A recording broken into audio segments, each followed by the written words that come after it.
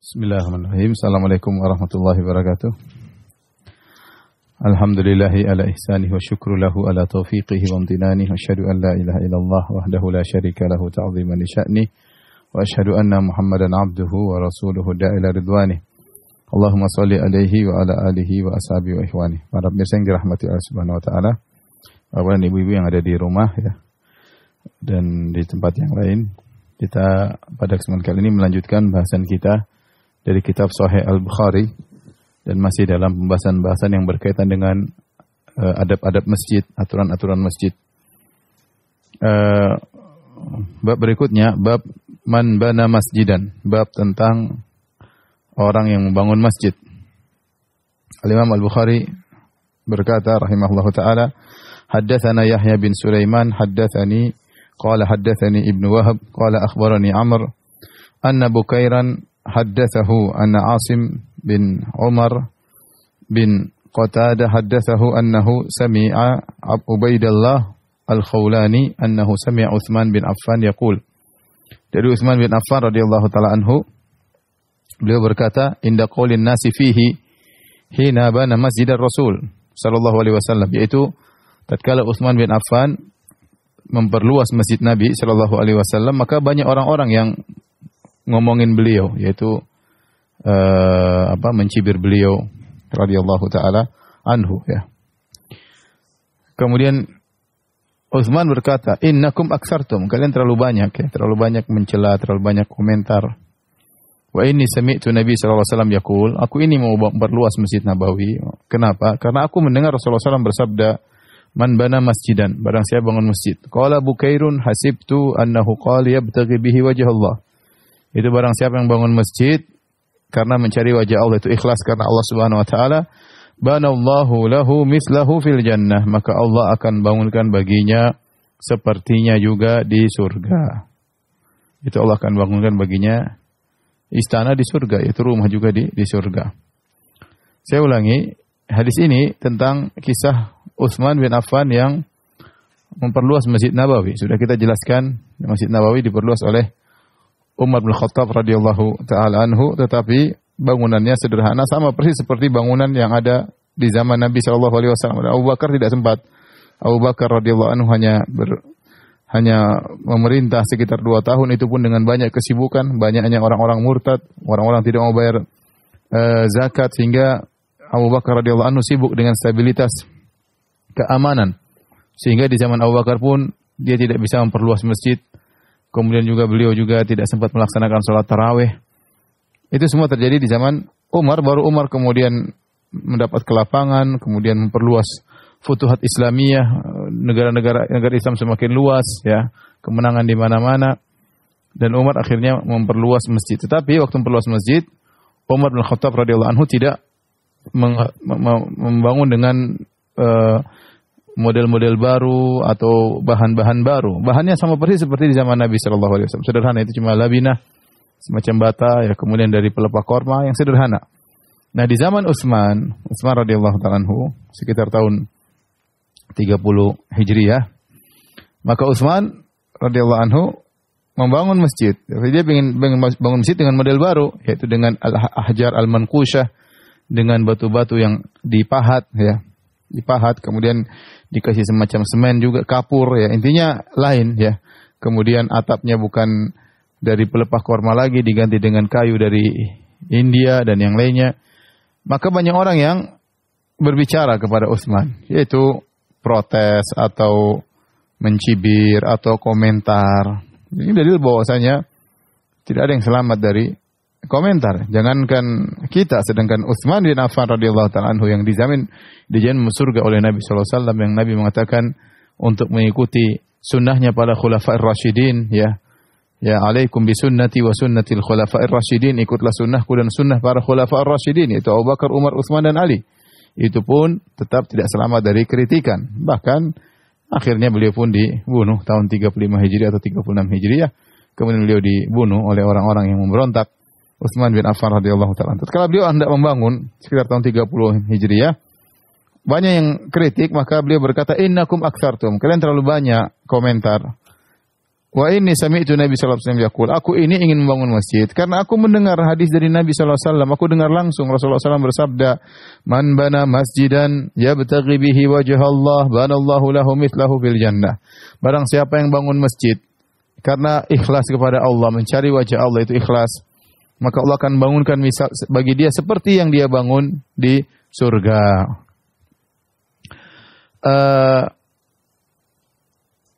Para pemirsa yang dirahmati oleh Allah Subhanahu wa taala, ya. Ini hadis tentang perluasan masjid yang dilakukan oleh Utsman bin Affan radhiyallahu taala anhu di sekitar tahun 30-an, kemudian sampai akhirnya begitu selesai. Ada yang mengatakan, para ulama mengatakan beliau membangun dalam waktu yang lama, sekitar 5 atau 6 tahun, kemudian beliau meninggal dunia. Di akhir masjid sudah selesai, beliau dibunuh ya, dengan orang-orang yang memberontak kepada beliau, masuk ke rumah beliau, kemudian beliau lagi baca Quran ditikam oleh orang-orang yang berdosa. Baik, kita akan bahas lafal dari hadis tersebut ya. Kata Nabi sallallahu alaihi wasallam hadis Utsman bin Affan, dari Utsman bin Affan radhiyallahu anhu adalah menantu Nabi sallallahu alaihi wasallam, menikah 2 kali ya. Pertama dengan Ruqayyah, kemudian Ruqayyah meninggal dunia, kemudian Nabi menawarkan putrinya yang lain yaitu Ummu Kulsum ya. Ummu Kulsum juga meninggal dunia, kata Nabi, kalau ada putriku yang lain aku akan tawarkan kepada engkau wahai Utsman. Makanya diberi julukan Dzu Nurain, pemilik 2 cahaya, karena Utsman bin Affan menikah dengan 2 putri Nabi sallallahu alaihi wasallam. Beliau berkata, Sami'tu Nabi sallallahu alaihi wasallam yaqul ya, man bana masjidan yabtaghi fihi wajh Allah, yabtaghi bihi wajh Allah,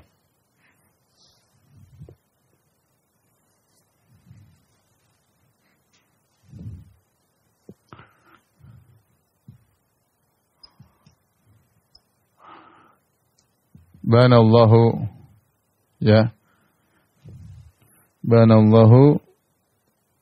lahu mislahu fil jannah. Lahu mislahu fil jannah. Perhatikan kata Nabi sallallahu alaihi wasallam, barang siapa yang membangun masjid apapun,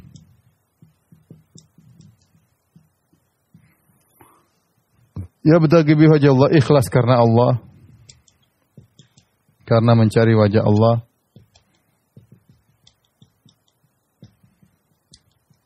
Allah akan bangun untuknya,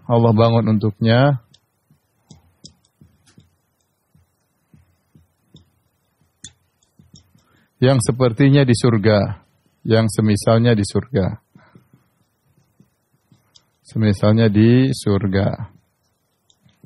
Baik, di sini ada beberapa pembahasan yang kita bahas ya.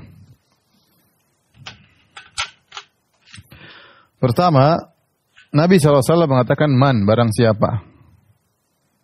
Maka ini mencakup siapa saja, umum. Mencakup siapa saja.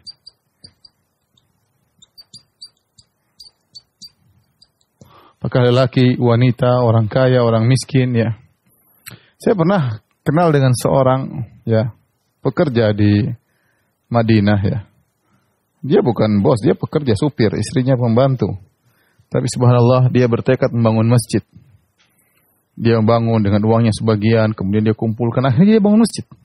Padahal dia bukan bos, dia supir. Tapi dengan tekadnya, dia dengan uangnya sebagian, kemudian dia mencari sumbangan, akhirnya jadi ya. Ya mungkin bukan dia yang bangun seluruhnya, tapi banyak dari bagian masjid tersebut dari usaha dia. Artinya siapa saja yang mampu untuk bangun masjid ya, tidak jadi masalah. Tidak ada terbatas harus orang kaya, harus orang terkenal. Yang penting kalau dia mampu, nggak ada masalah ya. Man bana masjidan. Kemudian masjid di sini nakirah. Perhatikan sini nakirah.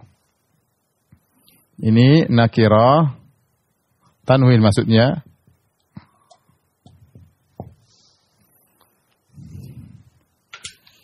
Tanwin dalam konteks syarat, ya.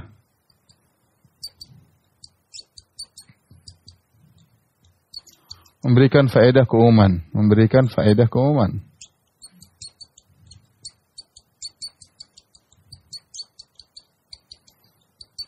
Yaitu apa? Baik masjid kecil, yaitu baik masjid kecil, kecil maupun besar.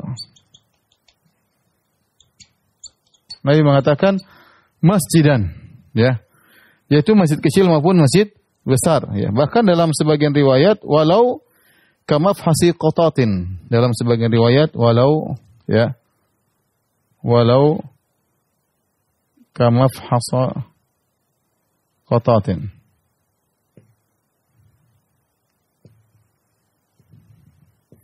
Yaitu meskipun, ya, meskipun seukuran, ya, tempat bertelur burung. Burung katat. Ini burung, seekor burung kecil yang di padang pasir. Dia ingin bertelur, dia siapkan tempat, ya. Kata Nabi SAW dalam sebagian riwayat, barang siapa yang bangun masjid, apapun, besar atau kecil, meskipun seukuran seekor tempat telurnya burung, ya. Ya betaki bihi wajh Allah, dengan syarat dia ikhlas kepada Allah Subhanahu wa taala, bukan mencari pujian. Bukan mencari pujian. Kata Ibnu Qayyim, kata Ibnu Jauzi berkata, barang siapa yang bangun masjid lalu pasang namanya, maka dia tidak ikhlas. Maka dia tidak ikhlas. Misalnya seorang namanya Samsuddin, kemudian dia bangun masjid, dia nama Masjid Samsuddin. Ya, buat apa? Disyaratkan kalau mau dapat pahala harus mencari wajah Allah Subhanahu wa taala. Maka seorang waspada ketika dia bangun masjid dia bangun untuk Allah. Jadi masjid jadi milik Allah, bukan milik dia lagi. Bukan milik dia, milik Allah Subhanahu wa taala. Mungkin dia bangun tapi masjid bukan milik dia lagi, sudah milik umat. Karena ini rumah Allah Subhanahu wa taala. Maka tidak perlu dia bangun masjid dengan pasang namanya. Atau sebagian orang bikin masjid pasang nama bapaknya. Buat apa? Agar orang tahu semua dia yang bangun untuk bapaknya, dia anak berbakti kepada Allah Subhanahu wa taala, kemudian bangun atas nama bapaknya. Kita tidak menuduh, cuma ini perkataan Ibnu Jauzi rahimahullahu taala, nukil oleh Ibnu Hajar rahimahullahu taala, ya. Bahwasanya beliau mengatakan man kataba ismahu alal masjid alladhi yabnihi kana ba'idan anil ikhlas. Kata Ibnu Jauzi, barang siapa yang bikin masjid kemudian pasang namanya, dia jauh dari namanya ikhlas. Jadi tidak tuduh, cuma kita khawatir. Sebaiknya kita jangan demikian. Adapun orang yang bangun dengan nama mereka, urusan mereka. Tapi kita jangan. Karena kata Ibnu Jauzi, ini menunjukkan ba'idan anil ikhlas. Orang sebenarnya jauh dari keikhlasan. Baik nama kita, atau nama ibu kita, atau nama bapak kita, atau nama siapapun, tidak usahlah. Allah Maha tahu kita bangun misalnya buat bapak kita. Allah sudah tahu, tidak perlu kita pasang nama bapak kita di situ. Kenapa? Kalau kita pasang nama bapak kita di situ, seakan-akan menunjukkan khawatir, ya, namanya setan. Kita tidak nuduh orang, cuma setan terkadang bermain akhirnya mengatakan agar orang tahu bahwasanya kau yang bangun, ya. Ya, tapi kalau dia tidak niatnya bukan karena untuk riya, ya. Mudah-mudahan tidak jadi masalah. Ini cuma khawatir aja. Karena kalau mau dapat pahala harus ikhlas karena Allah Subhanahu wa taala. Kemudian banallahu mislahu fil jannah, maka Allah akan bangunkan baginya sepertinya di surga, yaitu Allah akan bangun istana bagi dia di surga. Yaitu istana baginya di surga. Baginya istana di surga. Baginya rumah, dan semua rumah dalam surga namanya istana di surga. Ya. Artinya apa? Semisalnya, artinya sama-sama dibangun oleh Allah, dan ini kaidah al-jaza min jinsil amal. Kaidah al-jaza min jinsil amal. Bahwasanya balasan sesuai dengan perbuatan.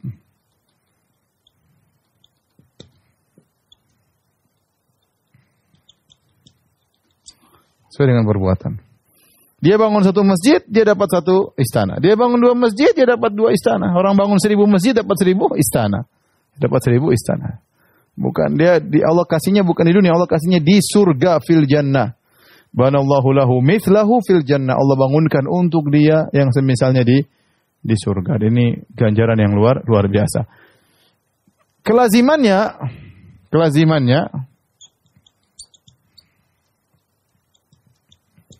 kalau dia dapat istana di surga,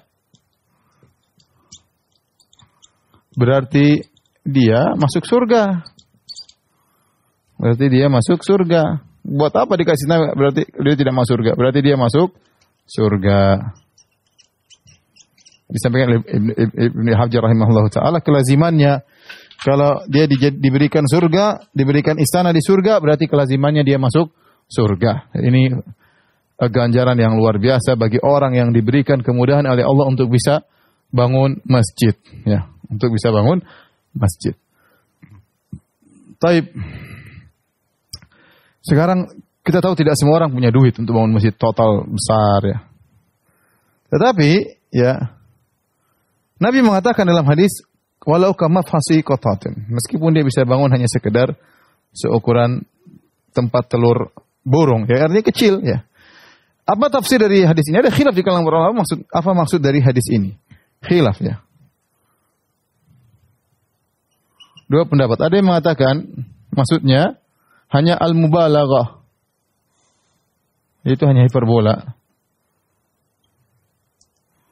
Artinya masjid kecil pun, maksudnya tidak seperti itu, tapi yang penting masjid meskipun sangat kecil, yang penting bisa dipakai untuk masjid, maka dia dibangun istana di surga. Artinya apa? Artinya masjid sekecil apapun,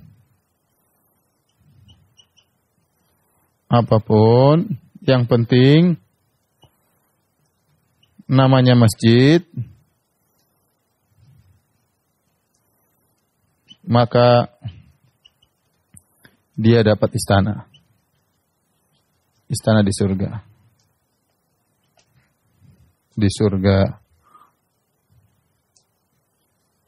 Pendapat yang kedua mengatakan maksudnya itu, ya, sesuai zahir hadis, sesuai teks atau zahir hadis. Yaitu apa maksudnya?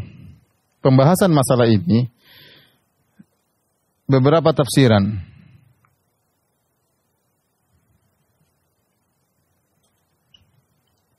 Bisa jadi dia berkongsi dalam membangun masjid. Bukan berarti dia sendiri, tidak apa-apa. Yang bangun 1000 orang, dia cuma dapat kebagian misalnya cuma satu tegel. Kenapa? Dia dapat pahala. Tentu tidak sama dengan orang yang bangun sendiri. Ya, Allah Maha Adil. Tetapi tetap aja dia dapat bagian. Meskipun dia hanya bangun sepetak tanah, dia hanya bangun 10 cm kali 10 cm, duitnya segitu, nggak ada masalah. Dia juga dapat pahala, tapi meskipun tidak sama dengan orang yang bangun sendirian. Ya. Atau dia melebarkan masjid.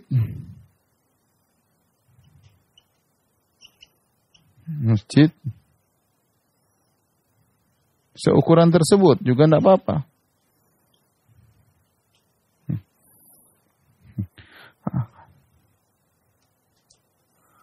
Jadi bisa jadi dia berkongsi, bisa jadi dia melebarkan masjid seukuran tersebut. Tetap dia dapat pahala. Allah alam besok intinya ini pahala yang sangat besar bisa bangun masjid. Barang siapa yang bisa bangun masjid secara total dia sendiri itu yang terbaik. Kalau enggak dia berkongsi dengan orang lain juga dia dapat pahala. Allah Maha tahu niat, yang penting dia ikhlas kepada Allah Subhanahu wa taala. Dan hadis ini menunjukkan barang siapa yang perluas masjid juga dapat pahala. Lihat. Pertanyaan, bagaimana dengan pertanyaan?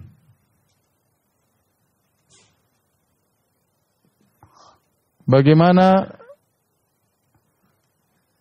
yang hanya memperluas masjid?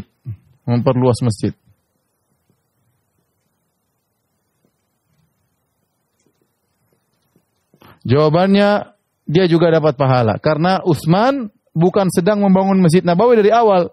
Utsman bin Affan radhiyallahu anhu sedang memperluas masjid. Tetapi Utsman berdalil dengan hadis ini, man bana lillahi masjidan, barang siapa bangun masjid untuk Allah Subhanahu wa taala. Berarti yang memperluas masjid juga insya Allah dapat pahala yang besar juga dari Allah seperti bangun masjid. Taib yang kedua, bagaimana jika masjid tua dibongkar, diganti dengan yang baru?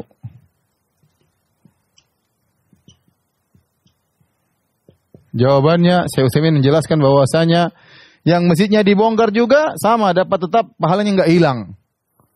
Mau dibangun, dibongkar, akhirnya dibuat masjid baru, tetap tidak hilang. Kenapa? Karena dia sudah bangun masjid.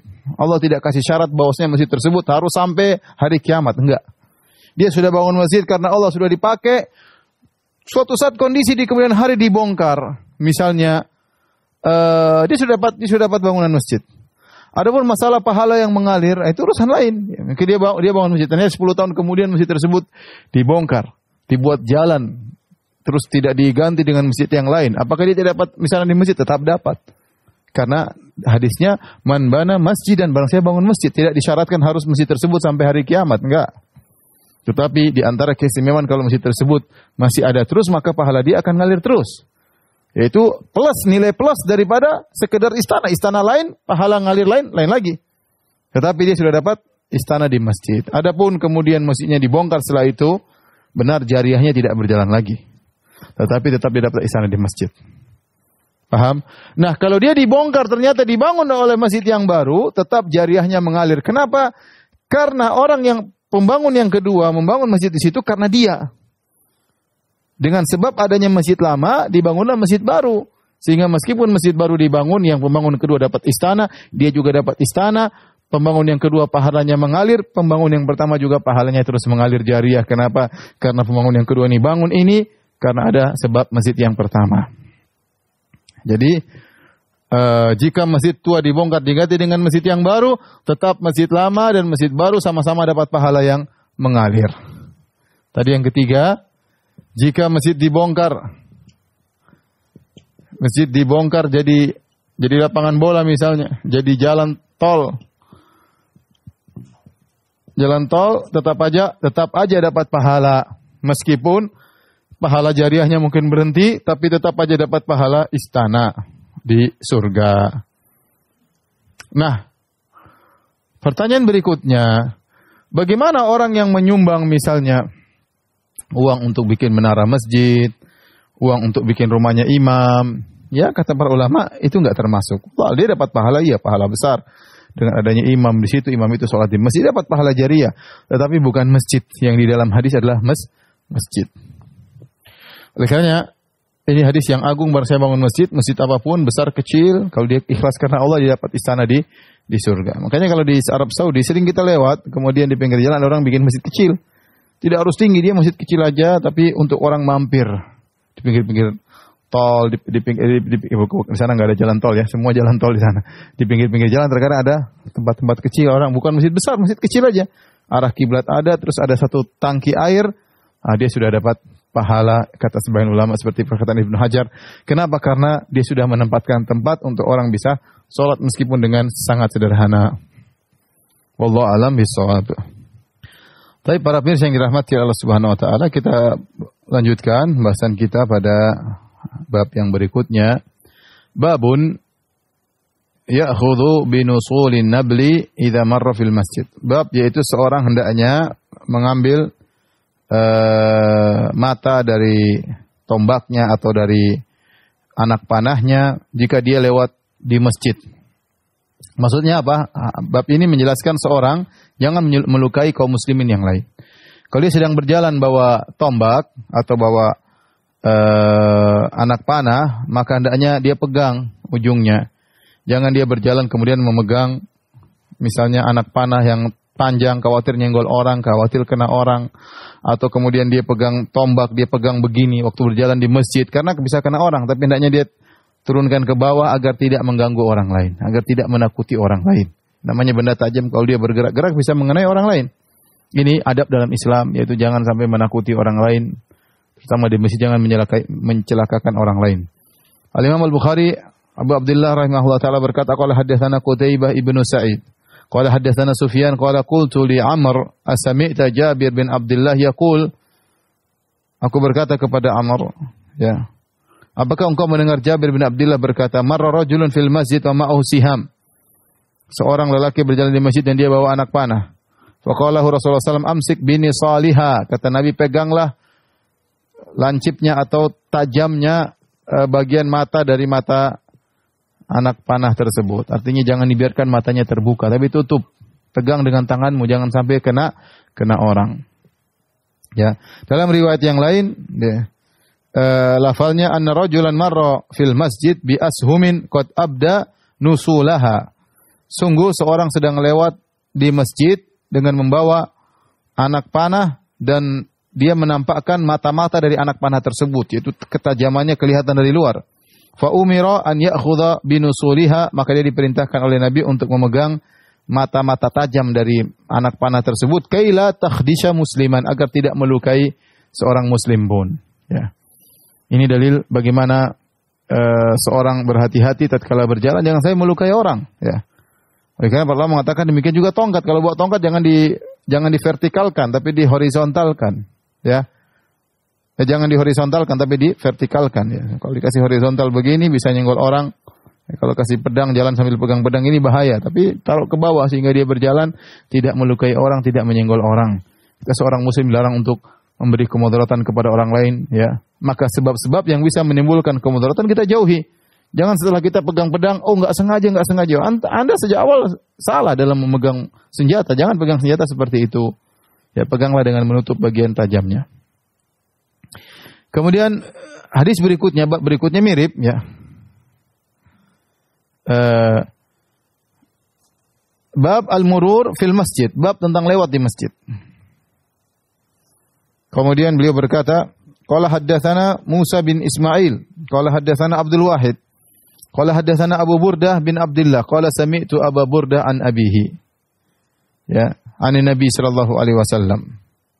Qala man marra fi syai'in min masajidina. Siapapun yang melewati bagian dari masjid-masjid kami, au aswaqina, atau melewati pasar-pasar kami, binablin, dengan membawa anak panah, falyakhudh ala nisaliha la yaqira bi kaffihi musliman, hendaknya dia pegang, ya, dia tutup bagian tajam dari anak panah tersebut, jangan sampai melukai seorang muslim pun. Dan ini berlaku di masjid maupun di pasar. Artinya tempat keramaian kita bawa senjata tajam, hati-hati, jangan sampai nampak senjata tajam tersebut menyenggol orang, dan itu berbahaya. Dan itu dilarang oleh Nabi sallallahu alaihi wasallam. Maka ini, bayangkan hal ini, perhatian ya Nabi terhadap rasa aman orang lain, ya. Jangan sampai kita menghilangkan rasa aman orang lain. Jangan buat orang takut. Karena kalau kita bawa pedang, orang lihat juga takut, ya. Apalagi ini di zaman dulu yang orang sering lihat pedang, orang sering lihat anak panah. Bagaimana zaman sekarang, tentu orang datang bawa pedang, orang ketakutan. Kemudian datang bawa senjata, orang ketakutan, ya. Maka jangan berbuat demikian, ya. Kita lanjutkan bab berikutnya. Bab asy-syi'r fil masjid. Bab tentang bersyair di masjid. Bersyair di masjid. Imam Al-Bukhari berkata, qala haddatsana Abul Yaman Al-Hakam bin Nafi'. Qala akhbarana Syu'aib an Az-Zuhri qala akhbarani Abu Salamah bin Abdurrahman bin Auf annahu sami'a Hasan bin Thabit Al-Ansari yastashhidu Abu Hurairah anshuduka Allah hal sami'ta an-nabi sallallahu alaihi wasallam yaqul ya Hasan ajib an Rasulillah sallallahu alaihi wasallam Allahumma ayyidhu bi ruhil qudus. Qala Abu Hurairah na'am. Jadi Abu Salamah bin Abdurrahman bin Auf mengatakan, aku mendengar Hasan bin Thabit penyairnya Rasulullah SAW, Al-Ansari, yastashhidu Abu Hurairah, dia minta Abu Hurairah menjadi saksi. Pernahkah kau bersaksi? Anshudukallah, aku bersumpah dengan nama Allah. Hal sami'ta Nabi SAW, yaitu aku menyebut nama Allah agar kau menjawab. Hal sami'ta Nabi SAW yaqul, apakah kau pernah mendengar Nabi berkata, ya Hasan ajib an Rasulillah, wahai Hasan, bantahlah mereka membela Nabi SAW. Dan Nabi berkata, Allahumma ayyidhu bi ruhil qudus, ya Allah tolonglah Hasan bin Thabit dengan Jibril, Ruhul Qudus. Kalau Abu Hurairah na'am, iya saya pernah dengar Nabi mengatakan demikian. kenapa Hasan mengatakan demikian kepada Abu Hurairah? Dalam riwayat yang lain dari lafal Sa'id bin Musayyib, beliau berkata, "Marra Umar fil masjid wa Hasan yunshid." Jadi Hasan sedang di masjid sedang menyampaikan syair. Kemudian Umar lewat, Umar bin Khattab lewat. Ya, kemudian Umar memandang kepada Hasan. Kemudian Hasan berkata, "Kuntu unshidu fihi wa fihi man huwa khairun minka." Wahai Umar, saya dulu pernah menyampaikan syair di masjid dan ada orang lebih baik daripada engkau, yaitu Rasulullah SAW. Rasulullah SAW tidak marah. Saya menyampaikan syair di masjid. Rasulullah tidak marah. Ya, maka dari situ kemudian Hasan bin Sabit berkata kepada Abu Hurairah, "Abu Hurairah, bukankah kau pernah mendengar Nabi berkata demikian-demikian tentangku?" Kata Abu Hurairah, "Iya, benar." Jadi di zaman dahulu, bahwasanya syair adalah salah satu senjata untuk melawan musuh. Ya, karena orang Arab mereka berbangga dengan namanya syair, dengan puisi-puisi yang indah. Nah, untuk mencela, menjatuhkan mental orang juga dengan syair. Dan Hasan memiliki keahlian dalam mengucapkan syair untuk menjatuhkan mental orang-orang musyrikin, untuk membela Nabi SAW.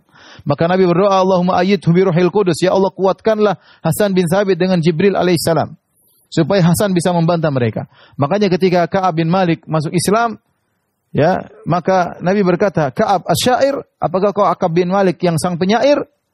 Kenapa Nabi senang kalau ada penyair masuk Islam? Karena dia bisa melantunkan syair-syair untuk membantah orang-orang musyrikin. Ya. Maka salah satu senjata dalam peperangan zaman dahulu adalah dengan syair. Ya. Kalau kita sekarang perang terkadang dengan medsos, ya. Kalau zaman dahulu dengan syair.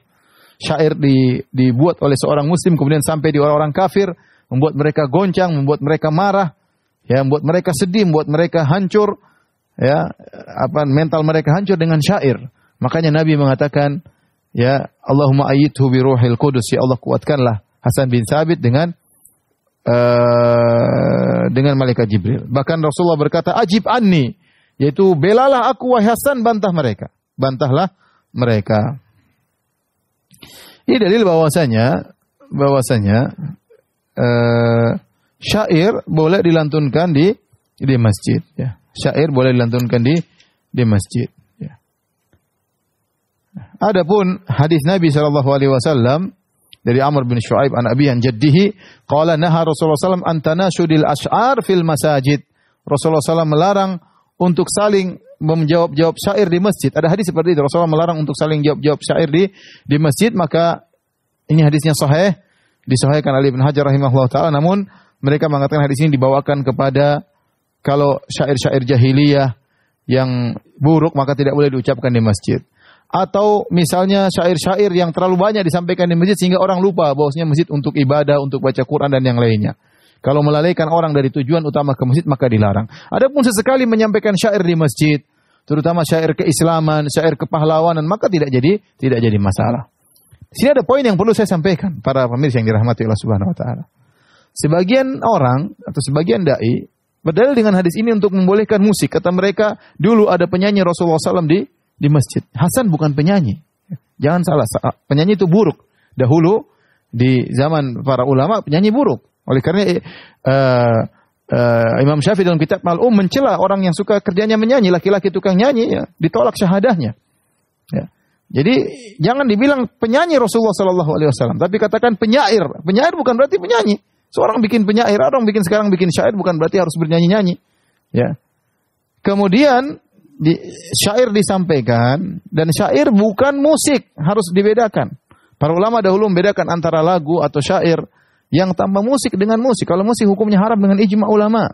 Aneh ada seorang kemudian berdalil dengan Imam Syafi'i membolehkan ghina syair. Itu ghina maksudnya lantunan yang bukan dengan alat musik. Ya. Jangan mempelintir perkataan Imam Syafi'i rahimahullahu ta'ala. Imam Syafi'i membedakan antara syair dengan ghina dengan alat musik. Alat musik Imam Syafi'i mengharamkan. Bahkan Imam Syafi'i menyamakan hukumnya alat musik sama dengan haramnya makan babi, ya, sama dengan haramnya minum khamar, hukumnya sama.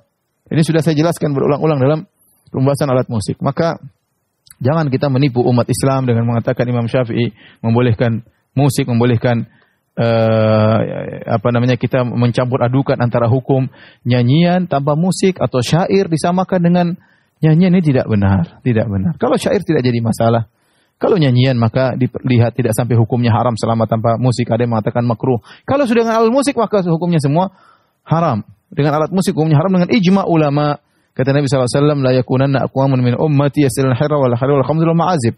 Akan ada dari umatku suatu kaum yang mereka menghalalkan alat musik, menghalalkan khamar, menghalalkan zina, menghalalkan kain sutra bagi laki, dan menghalalkan alat-alat musik. Jadi beda, nyanyian dengan alat musik hukumnya haram, nyanyian tanpa alat musik maka ini tidak jadi masalah. Mungkin makruh, mungkin tidak, tergantung seorang. Jangan terlalu sering bernyanyi, bersenandung karena bisa melalaikan dia dari Al-Qur'anul Karim. Adapun syair enggak jadi masalah, terutama syair keislaman maka tidak jadi masalah. Para ulama dulu, para penyair, Imam Syafi'i juga penyair. Banyak Hasan bin Thabit penyair Rasulullah SAW. Tapi jangan mengatakan Hasan bin Thabit penyanyinya Rasulullah SAW. Enggak benar. Ini namanya penghinaan terhadap Hasan bin Thabit radhiyallahu taala anhu. Baik, kita bahas hadis berikutnya.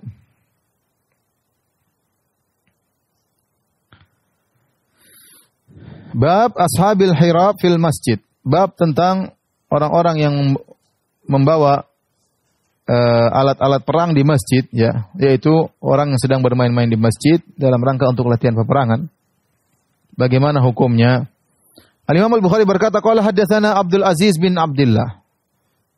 Qala haddatsana Ibrahim bin Sa'ad an Salih an Ibn Shihab qala akhbarani Urwah bin Zubair. Urwah bin Zubair anna Aisyah qalat, dari Urwah bin Zubair radhiyallahu taala anhu, dari Aisyah radhiyallahu taala anha, laqad ra'aitu Rasulullah sallallahu alaihi wasallam. Urwah ini kalau tidak salah tabi'in, Aisyah radhiyallahu anha istri Nabi sallallahu alaihi wasallam. Anna Aisyah qalat, Aisyah radhiyallahu anha berkata, ummul mukminin, laqad ra'aitu Rasulullah sallallahu alaihi wasallam yauman fi babi hujrati wal habasyatu yal'abuna fil masjid. Sungguh aku melihat Rasulullah SAW satu hari di pintu hujrahku, di pintu rumahku.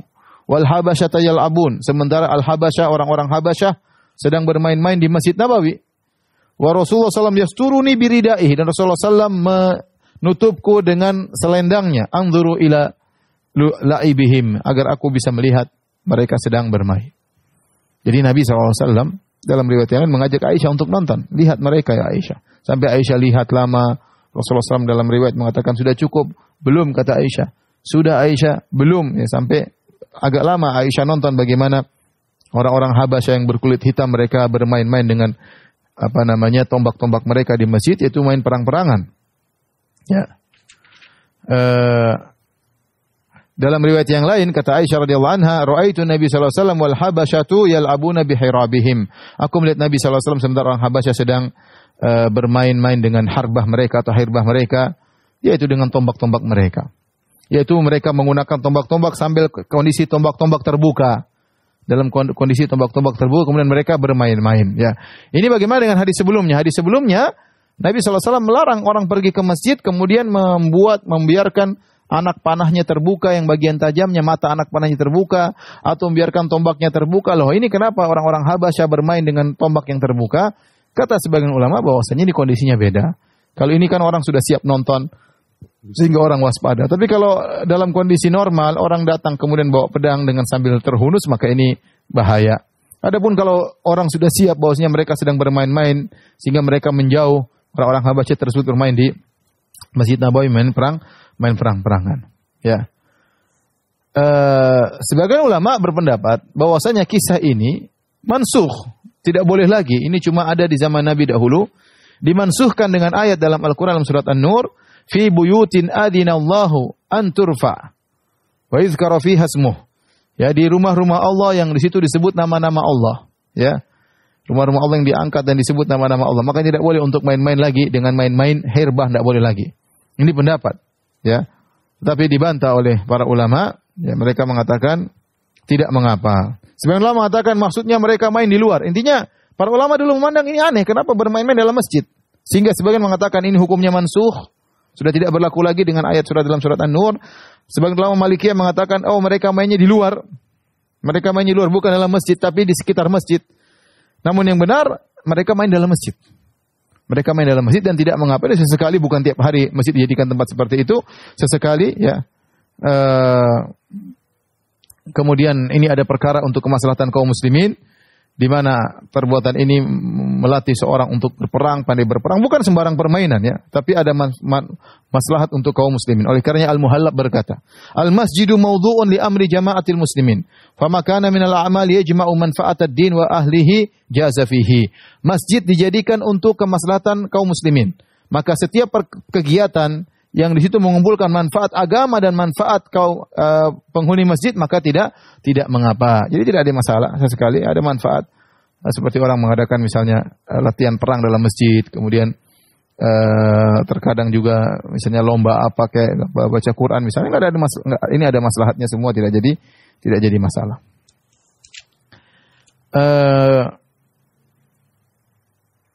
Kemudian di antara faedah dari kisah ini, ya, kata Ibnu Hajar rahimahullah taala, wa yadullu ala jawazi nadharil mar'ati ila rajul. Perhatikan sini. Kata Ibnu Hajar, ini dalil bahwasanya seorang wanita boleh lihat laki-laki.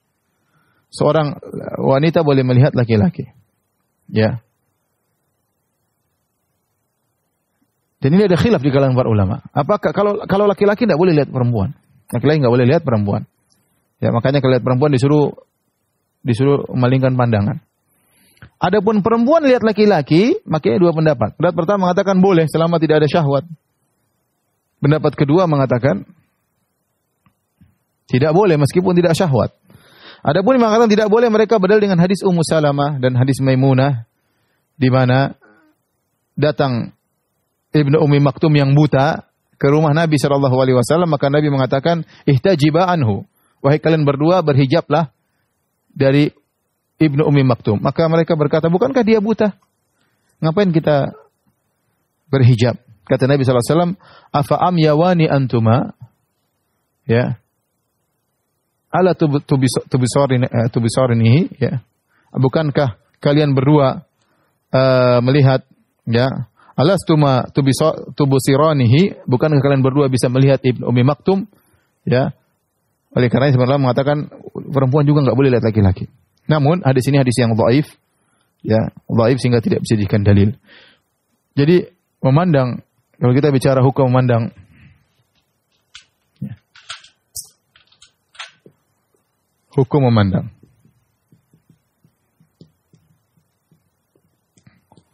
lawan jenis. Pertama, ya, lelaki melihat wanita. Yang kedua, wanita melihat lelaki.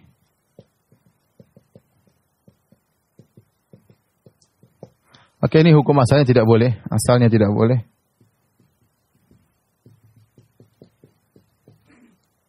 Kecuali ada hajat, ada keperluan, ya. Dan lain-lain seperti nazar, misalnya jual beli dan yang lainnya, ya. Ya. Hukum wanita melihat laki-laki ada khilaf.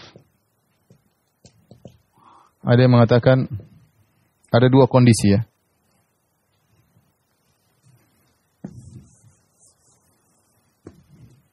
Dua kondisi. Jika melihat dengan syahwat, berlezat-lezat maksudnya, berlezat-lezat, maka ini sepakat haram. Jika tidak, maka khilaf. Tidak boleh dan boleh. Ada yang mengatakan tidak boleh meskipun tidak syahwat. Ada yang mengatakan boleh dan ini yang benar. Boleh, ya. Oleh karenanya tidak ada, Nabi pernah menyuruh lelaki untuk pakai cadar.